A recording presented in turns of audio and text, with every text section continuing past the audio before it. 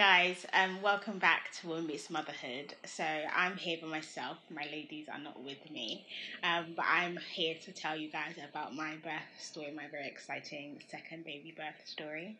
So it actually happened 4 weeks ago, yesterday, and so it's still fresh in my memory. So I just wanted to get it out to you because it was an experience for me, and I looking back, I did really enjoy it, but in the midst of it, it was intense. So I'll take you guys back to my 37-week appointment at the hospital. I went, and it was the day that we were discussing my birth plan. And actually, 2 weeks before that, we had just finished filming season 2 of Woman Meets Motherhood, which was all about birth. And it was so convenient for me because obviously I was at the end of my pregnancy. I was deciding what birth plan I was going to have. Obviously I have a first baby, and that was in the birth centre, and I was thinking I was going along the same line. But we had then filmed season 2, and we spoke about home birth, spoke about cesareans, electives, all the kind of different stories which you'll see in season 2.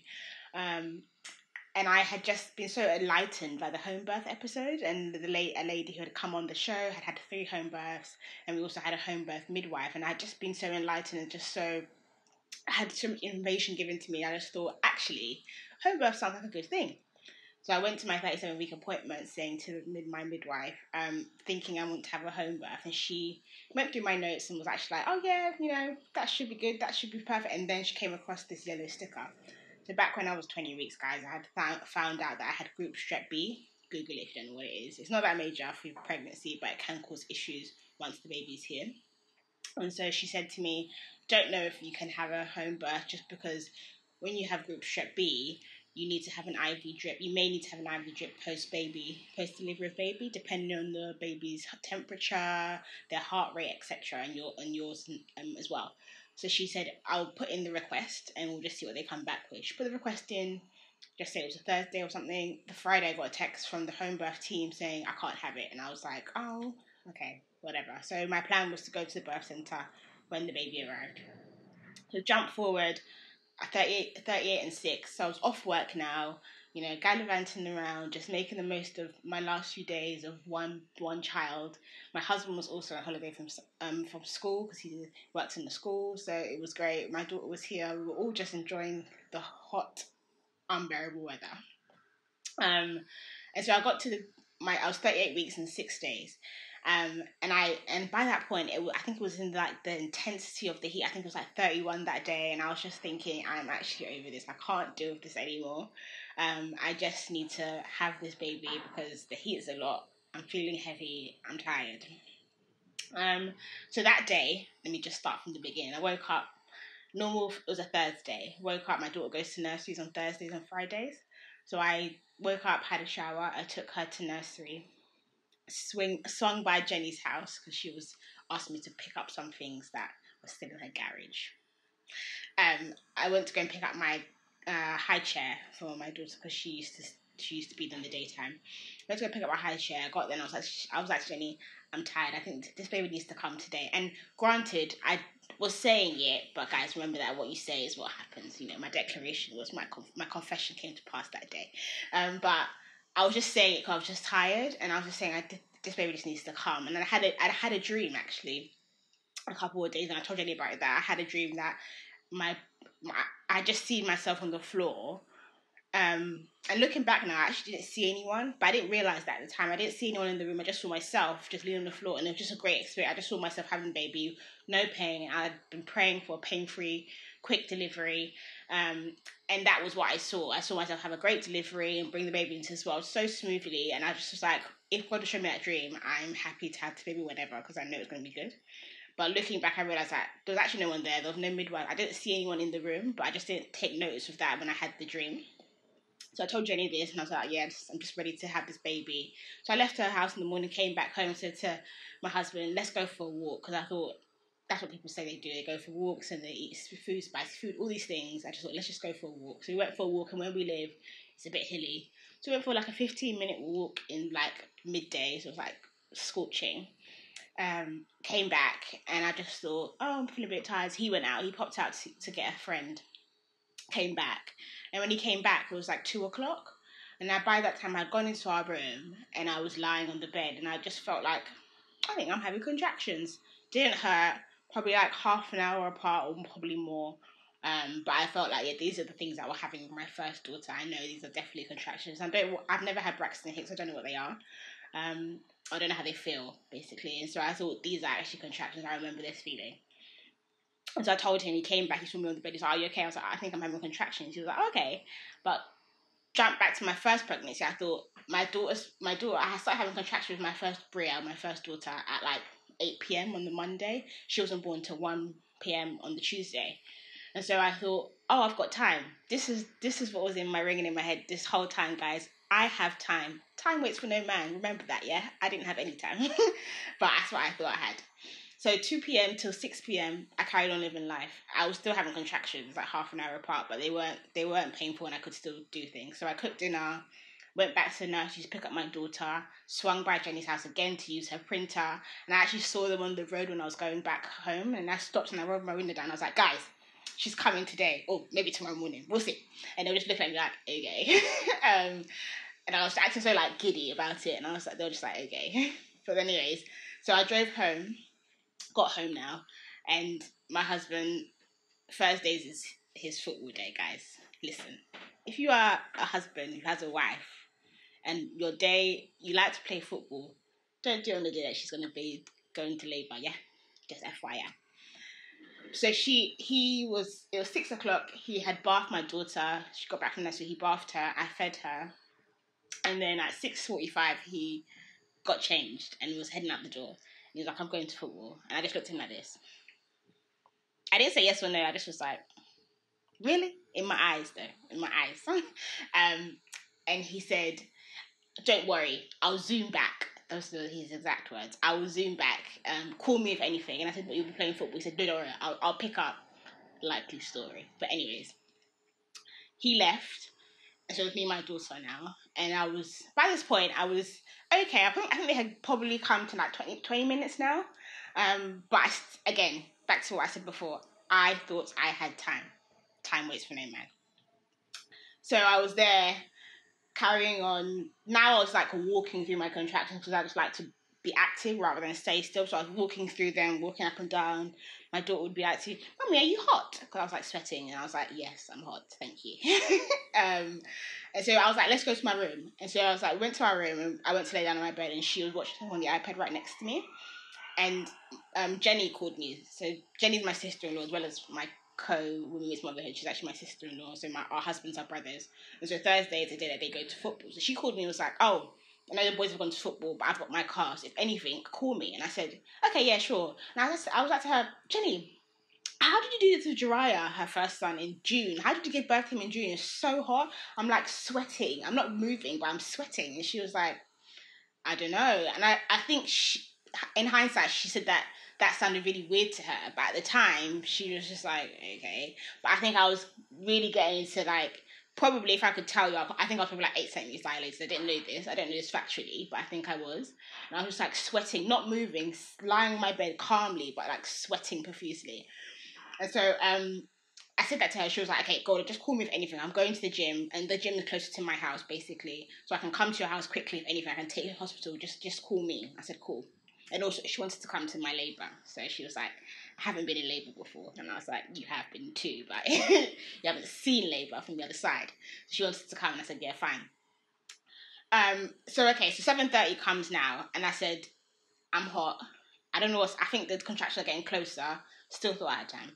And I said to my daughter, it's bedtime. So I took her, brushed her teeth, literally threw her in her bed and closed her door. Thank God we have a 2-bedroom house. And so she was in her room. I'm sure she was going, Mommy, can I have water? I'm sure that's what she was doing. But I could hear her at a point, and then I'm sure I just stopped hearing her. I don't know if she stopped talking or I just blocked her out. So put in her room, and I came back to my room and was lying in my bed again. And I thought, 6:45, I thought, I think it's time for me to go to the hospital. To be honest, this decision should be made at 7 o'clock because we actually live like 35 minutes from the hospital that I was receiving my care from. Lemon shouldn't have gone to football. All of this should have happened at 7 o'clock when he left for football, but Golda being Golda, Lemon being Lemon, everyone went their separate ways. Wrong decision, guys. So I called him. He didn't pick up. What did we say earlier? I'll pick up. He didn't pick up. Called him twice. So he called me back, finally, and I was like, can you come home? I think we need to go to the hospital. And he goes, cool, I'm coming.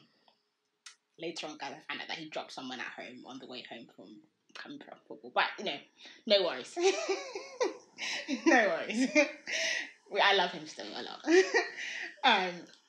And so he was on his way home now. So I called Jenny. I said to Jenny, I'm going to go to the hospital. I feel like it's time. And she goes, okay. So she was at the gym, guys. The gym is like 3 minutes drive from my house. And she said to me, should I come to your house or should I go home? I go, I'll go home because whatever was going to happen, if we had our baby at night time, our daughter would have to go there and sleep over at their house. So I said, I'll meet at your house, drop Brie out, and then we'll pick you up and we'll go to the hospital. Again, in hindsight, she should have come straight here. But, you learn. You live and you learn, isn't it? So she went home. She started going towards home. And I came off the phone to her. So 8 o'clock I came off the phone to her. I got off my bed because I felt like I just want to be on my knees. Got onto my knees and pop! That's my waters. My waters went on the floor and I said, oh, right. I'm not going to have this baby in the hospital, but who's going to be here? There was no one in the house except for me and my 2.5-year-old in her room, currently asking for water. And I said, right. I said, who should I call? Because I need someone who could help me in this situation. No disrespect to my husband. He hasn't had a baby before. So I called Jenny. I said, Jenny, my waters are broken. And she goes, what? And I said, yeah. And she said, what should I do? I go, I don't know what. I literally went, I don't know what you should do. And so she was like, okay, I'll call the ambulance. And I was like, okay, call them. She said, text me your address. I'm sure after I came off the phone, I thought I dashed my phone somewhere. So I didn't text him my address. So I threw my phone somewhere and I was on my knees, like, feeling like, oh, this might be a bit TMI, but I felt like I needed to poo. I was like, oh, do I need to poo? And I was thinking, should I go to the toilet? But I put my hand underneath there and I said, this is not a poo. This is a head. This is hair. I said, hey, wow, I need to get this baby out. So the first contraction came post my waters breaking. And I said, okay, and let me track back for you guys. So when I said that we had filmed season 2, I had learnt so much about home births. I learnt so much about pushing. And from my daughter's pregnancy, I had tore. And I tore because I kept pushing when I wasn't contracting. And for all you ladies who are pregnant out there, one tip I give you today is don't push when you're not contracting. Don't do it. And listen to the midwives. If you're with a midwife, in the hospital, with a doctor, whatever, do not push when you're not contracting. Key advice. So I remember that from my first pregnancy. I remember that from filming Women's Motherhood season 2. And also I remembered that to combat that feeling of pushing, because I just had that urge to push the whole time in my first delivery. And so one woman who was on season 2 had also told me that the reason they tell you to pant and go like this is because you can't do that and you push at the same time. So I said, I remember what Ula said about panting. So let me pant in between my contractions so I don't have that urge to push because I don't want to tear again. So the first contraction came and I was like, okay, I just need to push it. I need to push the contraction. So I started pushing the contraction, but I didn't push for long enough. And so I got to a point and the contraction stops. I was like, let me stop. And I literally went, so I go to stop myself from feeling like I needed to push. The second contraction came and I did the same thing. I didn't push for long enough through the contraction, so then I didn't get her head out. I was like, I need to get this girl's head out. Because for me, I was by myself, guys. I was by myself in my room on my floor. And I didn't want her cord around her neck. I didn't want her head to be stuck. I don't know what to... I'm not a doctor. I'm not a midwife. I don't know what to do in the situations where something went wrong. I just knew I was feeling like... I just had the feelings of knowing how to get her out. So I just wanted to do that and do that well. And so the third contraction, I go, I need to get this girl's head out. So I need to really push through. So I did that, and her head came out. And then the fourth contraction came, and her body just slid right out. So granted, I was really close to the floor, probably like this close to the floor. And she literally slid. Oh, when the waters broke, Golda being Golda, I took out some towels and put them on the waters. Because I thought to myself, oh, who wants a wet floor? Who wants a wet carpet? Put some towels out. I was on the towels. Most of the mess went on the towels. A little bit went on my floor, but we've dealt with it now, it's fine. And so she slid right onto the towels. And I literally, guys, if you ever watched the program, I didn't know I was pregnant. I literally felt like I was in that program. I had a baby in my hand. I went like this. I went, no one's here. I've got a baby in my hands. is this? I could not believe. I literally could not. It was so surreal. I couldn't believe it. So there I was with the baby, and I was just like looking at her, and she murmured. And as soon as she didn't like cry out loud, but as soon as she like murmured, I was like, she's fine. And then that was what I wanted. I wanted her to make a sound. I wanted her cord not to be around her neck, and it wasn't. It literally followed her out. Everything for me was okay, and I felt okay. And so during this whole time, so my waters broke at let's just say 8:07.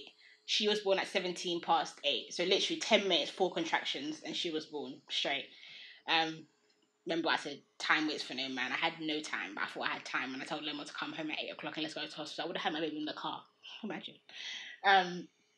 So during those 10 minutes, Jenny had called the ambulance, and I was speaking to them actually, and was trying to get them my address, looking for her phone, and they had basically said, give us her number and we'll call her. So they called me, literally, baby was born 17, they called me 18 or like 17, and they said, oh, your sister-in-law just called us, told us your waters were broken, you're home by yourself.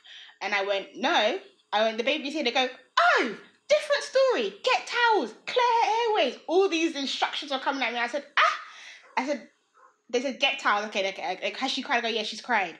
And they go, clear her noseways and her mouth. And I did that with a towel. And then she cried out loud. I was like, oh, okay, I see why. So literally, if they had not called me when they called, I would have been still sitting there with my baby in my hand, looking around like I'm writing a show or something. I don't know.